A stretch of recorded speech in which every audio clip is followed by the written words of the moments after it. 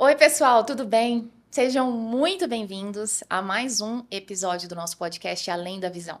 Eu sou Malba Valentina e sou head de relacionamento médico aqui no Hospital de Olhos de Palmas. E hoje, no mês em que celebramos o Dia Nacional da Luta da Pessoa com Deficiência, a gente quer falar sobre uma condição que afeta milhares de brasileiros e que até pouco tempo atrás nem era reconhecida como deficiência: a visão monocular.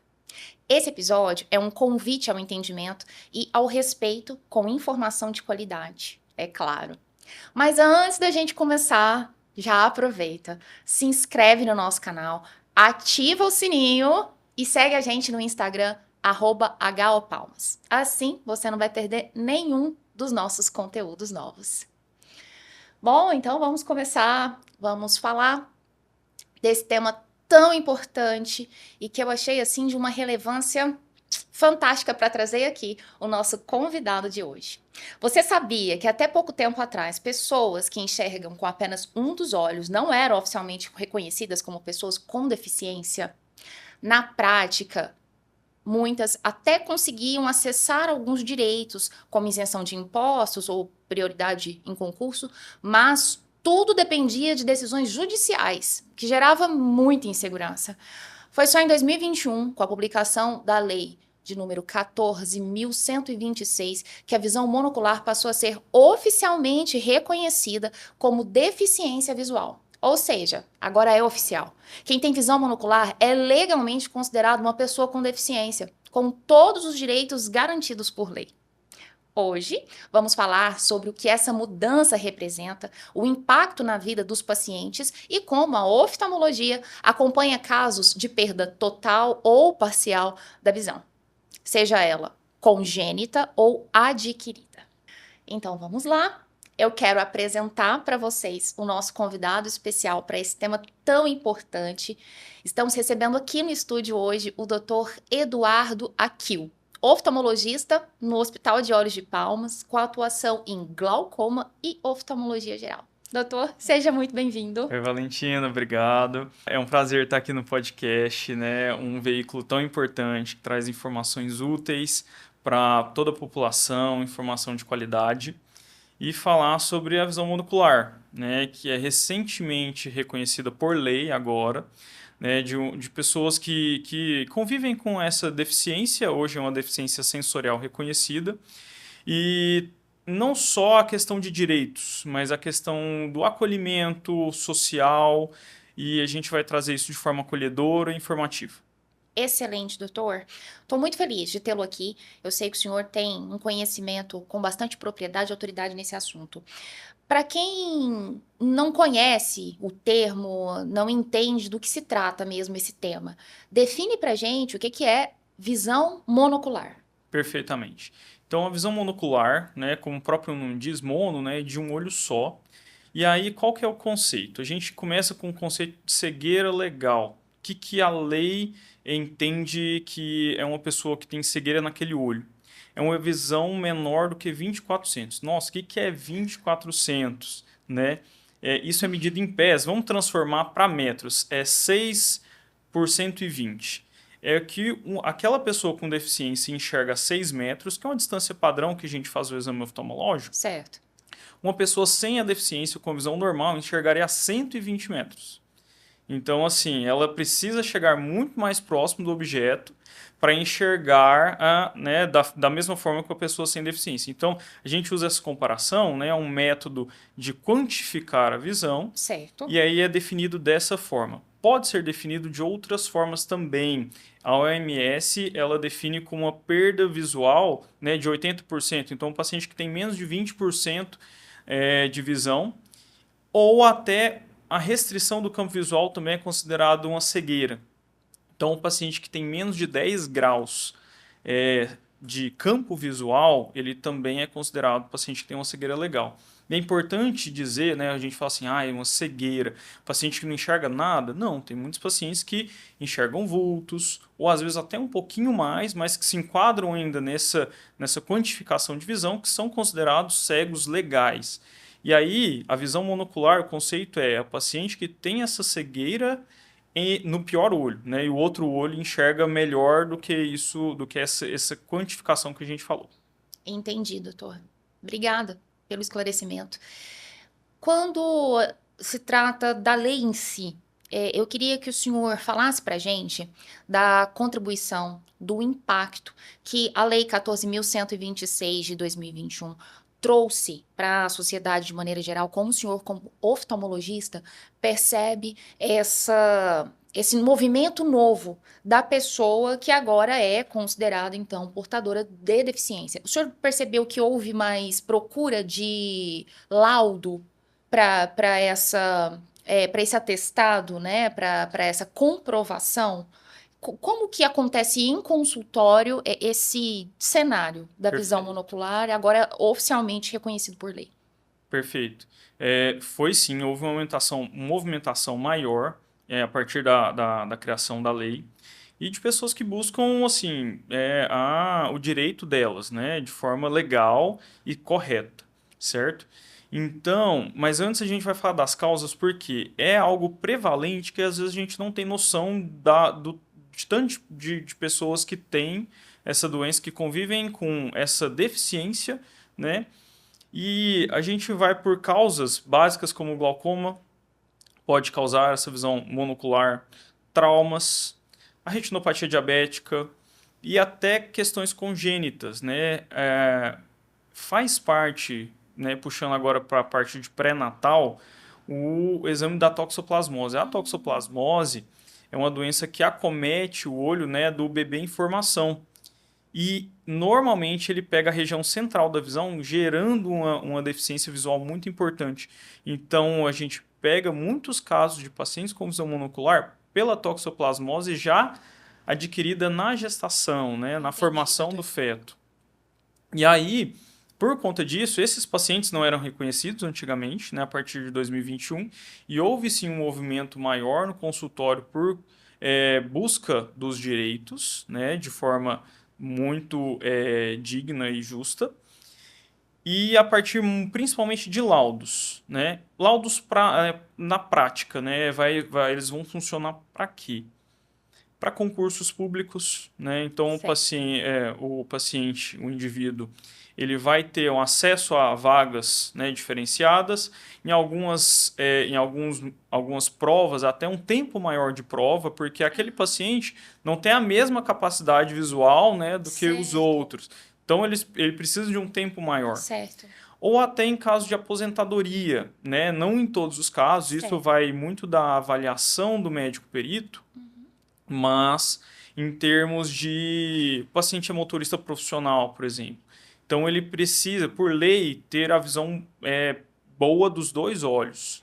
Então, se ele tem uma carteira de categoria C, D ou E, ele sofreu um acidente e perdeu a visão de um olho, né, teve uma cegueira legal de um olho, ele pode sim entrar com esse benefício. Então, assim, tem algumas situações que eles têm algum outro benefício. Entendi. E que bacana isso agora ser reconhecido e garantido. Doutor, existe ainda muita desinformação, né, a respeito disso. Estigmas, preconceitos.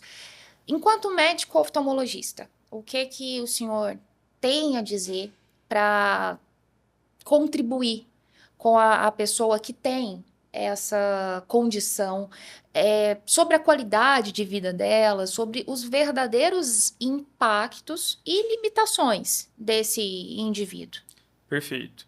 Então, o paciente que tem a visão monocular, ele vai ter uma dificuldade maior em visão de profundidade. Então, a grande diferença, né, da visão binocular, que é com os dois olhos, é porque tem uma leve diferença no tamanho da imagem entre um olho e o outro, e que isso permite a nossa visão de profundidade. Então, quem tem apenas um, ele vai ser super bem adaptado, né? Isso daí, hoje com o advento de telas, a gente pode aumentar também o tamanho das letras e de objetos, a gente pode ir se adaptando, né? Então, os recursos nos ajudam muito, mas ele vai ter uma dificuldade maior. Eu brinco com os pacientes, eu falo assim, para imaginar isso, fecha um olho e tenta descer uma escada. você vai ter de uma dificuldade maior na pisada do degrau, de saber onde é que está a profundidade do degrau. Nossa, é verdade, Né? doutor. Então, o paciente é mais ou menos isso. Então, todo mundo consegue simular uma visão monocular. Fecha um Só olho fechar um e olho. tenta ver como é que Tenta fica. viver dessa Viver forma. dessa forma. Então, assim, não é bem embasado a questão da criação dessa lei, né, sobre essa deficiência sensorial. E só que a pessoa se adapta. Eu conheci uma colega oftalmologista que é cirurgiã e ela, mas desde criança ela teve um problema oftalmológico Certo. e ela é monocular. Mas ela convive super bem, opera super bem, então a pessoa se adapta. Outros casos de consultório, tem uma outra paciente jovem de 22 anos, aí essa paciente tem cegueira legal nos dois olhos. Ela consegue, todo mundo pensa assim, nossa, então é uma pessoa que é totalmente dependente? Não. Ela anda em casa, sozinha, em ambientes desconhecidos, claro que ela tem uma dificuldade maior, mas ela é formada em Direito e estava estudando para a prova da OAB. Que exemplo. Não é para a pessoa se limitar. Claro que ela vai ter uma diferença, né? Mas ela consegue viver uma vida normal. Doutor, me corrige se eu estou enganada. O cérebro vai também se adaptando no caso dessa cegueira de um olho que é adquirida. É isso. Então, existe uma neuroplasticidade aí para essa adaptação do indivíduo que antes enxergava com os dois olhos e agora enxerga só com um. É isso mesmo? Existe Perfeito. uma adaptação do ponto de vista cerebral mesmo? Com certeza. Com certeza. E aí a gente vê, principalmente no tamanho da imagem também. Então, assim, objetos maiores, a gente entende que eles estão mais próximos e objetos menores mais distantes. Então, a pessoa com a visão monocular, ela vai tendo essa noção de profundidade, vai se adaptando através do tamanho realmente dos objetos. E assim, os outros sentidos, né, também. Então, a audição, ela vai usar todos os outros sentidos para compensar de certa forma. Entendi. Né? E assim, ela vai ter uma restrição de campo visual de aproximadamente 25 graus. Então a gente tem dois campos visuais, um de cada olho sobrepostos, mas a gente tem o campo individual, né, temporal que a gente fala, de cada olho. Então vai ter uma perda visual desse campo, mas não é uma perda tão extensa assim. Mas a pessoa tem que saber também que ela tem essa restrição. Pacientes que dirigem, isso é Sim. importante a gente falar. Os pacientes, eles... quem tem visão monocular é restrito, ele não pode dirigir? Não, ele perfeitamente pode dirigir.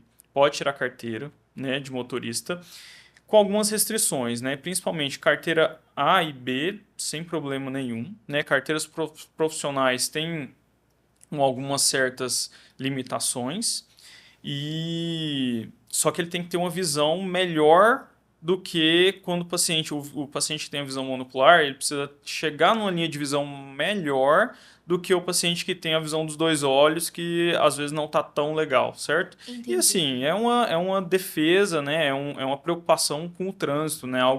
O carro, que é algo tão perigoso, algum acidente pode acontecer de forma tão rápida. Prudência e responsabilidade social. Perfeito. E o outro olho, então, o olho que continua enxergando, ele pode ter sim uma necessidade de um cuidado diferenciado por conta dessa refração. Ele pode ter uma miopia nesse outro olho que continua enxergando. E aí ele, por exemplo, vai usar óculos para um único olho, aí o outro olho que não enxerga tá ali, então tem uma outra lente que não tem grau. É isso mesmo? Muito Existe bem. esse caso? Muito bem colocado.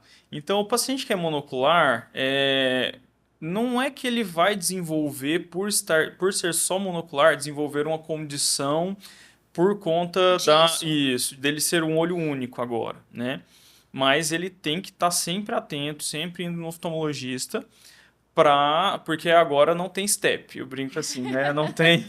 Se acontecer qualquer coisa, a gente tem que estar pronto e rápido para resolver. Certo. E, além disso, foi interessante essa questão do grau.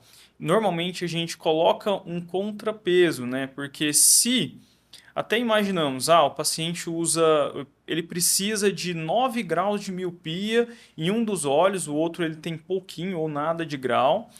E para corrigir, ele não vai ganhar tanta visão. Ele vai ter uma melhora muito pequena, ínfima ali.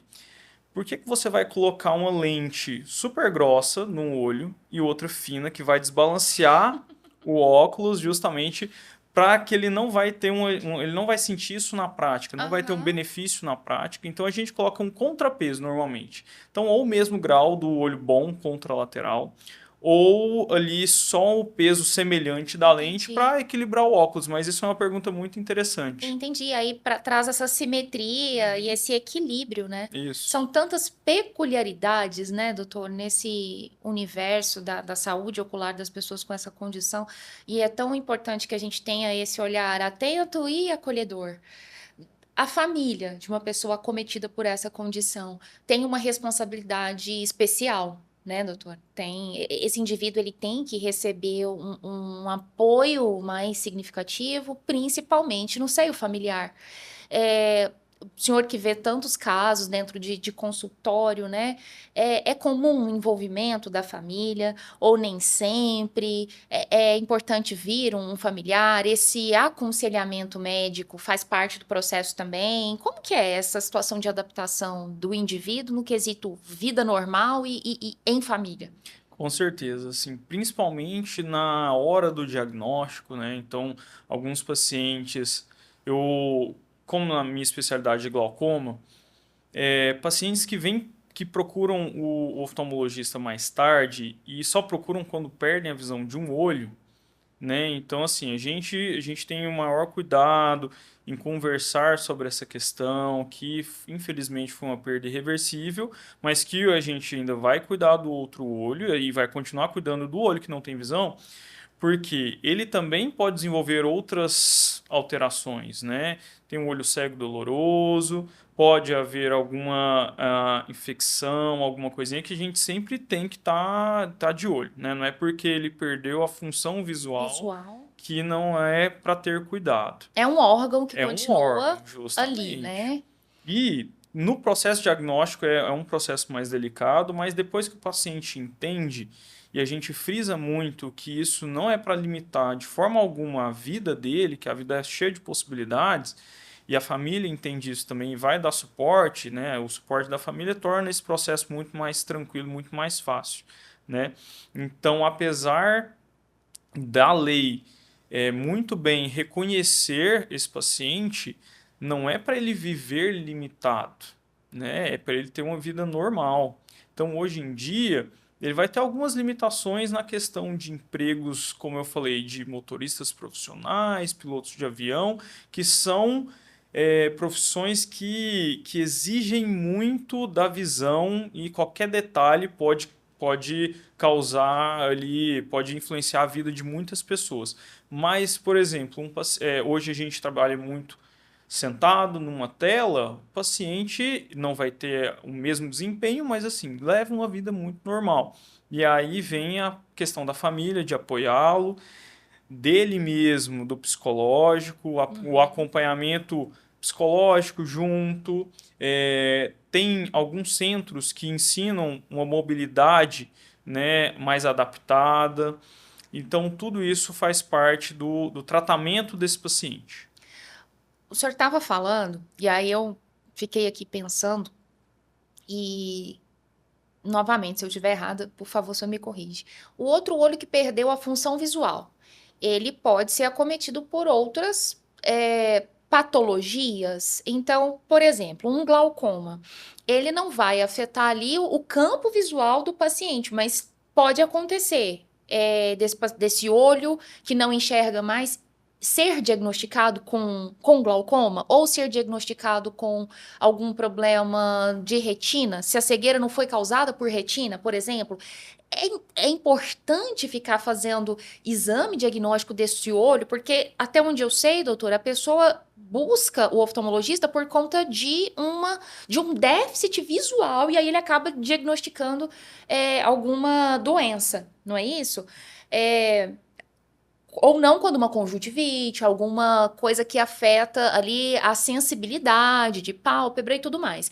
Mas a minha pergunta é, o olho que perdeu a função visual, ele pode continuar adoecendo e precisando de tratamento? Como Com que é certeza, isso? com certeza. E ele está ali, ele perdeu a função visual, pode acontecer em alguns casos o que a gente chama de fitises. Ah, Então, um membro nosso que perdeu a função, por exemplo, você quebra um braço e ele fica imobilizado por um tempo, você nota que ele atrofia, a musculatura atrofia. A mesma coisa pode acontecer com o olho. Não é regra, tá. mas ele pode ir murchando, né? É, quando falam que Falando assim, seca, eles usam isso esse que ele termo. seca, justamente. Então, como ele não tem mais a utilidade, né? O corpo humano entende e fala assim, ele já não é útil. Funcional. Vamos diminuir a nutrição, o suporte de vaso sanguíneo. Então, Entendi. ele naturalmente, não de uma hora para outra, mas ele vai secando mesmo, certo? Ou não. Tem muitos pacientes que perguntam assim: mas meu olho ficou cego agora. Ele vai desviar, ele vai ficar estrábico, né? Vai ficar vesgo, como a gente Isso. chama. Não em todos os casos, mas em alguns casos sim. Porque a posição natural do nosso olho na órbita é um pouquinho virada, assim, um pouquinho girada para fora. Ah, é? É. Quando a Olha. gente descansa, a gente fecha o olho, o que traz o olho para a posição orto, que a gente chama retinha, é o foco. É o foco da visão. Certo. Então, normalmente, aquele paciente que tem um estrabismo mais divergente, mais para fora, é um paciente que tem uma baixa visão, porque ele não consegue focar no objeto e fazer esse movimento, Olha que né? interessante. Então, assim, mas não é todo paciente. Pode acontecer em alguns, porque realmente ele perdeu a função visual, mas em outros, mesmo com a cegueira, eles mantêm a visão bem alinhadinha. Então, cada caso é um caso. Cada caso é um caso. Olha só, quanta coisa a se aprender. Uhum. Ai, doutor, muito obrigada, tá, pela sua presença aqui hoje, trazendo tanto esclarecimento, tanta lucidez. Se o senhor pudesse deixar uma mensagem, né, para as pessoas que são acometidas pela visão monocular ou para os familiares que amparam essa pessoa, para a sociedade de maneira geral, o senhor como médico oftalmologista, o que é que o senhor tem para contribuir? Muito bem, assim, a principal mensagem é que ele deve sim buscar os direitos dele, porque ele é uma pessoa com uma deficiência sensorial, mas ele não deve se limitar a fazer qualquer coisa. Ele vai bem adaptado, ele vai viver uma vida normal e a vida é cheia de possibilidades, não se deixe abalar, não se deixe se limitar por conta dessa condição, né? Temos o outro olho, né? Que vai através dele, a pessoa vai enxergar a vida que é maravilhosa como ela é. E nós estamos aqui, nós oftalmologistas, nós do Hospital de Olhos de Palmas, estamos prontos para devolver e para melhorar o potencial máximo de visão para esse paciente. Ah, obrigada. Que bom ter o senhor aqui, um membro tão importante da nossa equipe médica do Hospital de Olhos de Palmas. Gratidão e que o senhor siga com a sua missão de levar saúde ocular para tanta gente. Como a gente já disse em outros episódios, a informação certa, ela salva visões, ela salva vidas. Então é isso, chegamos ao final de mais um episódio do podcast Além da Visão. Se você gostou, compartilha com quem precisa ouvir esse conteúdo. Informação boa, a gente espalha. E lembre-se, cuidar da visão também é sobre respeitar as diferentes formas de enxergar o mundo. A gente se vê então no nosso próximo episódio. Até lá!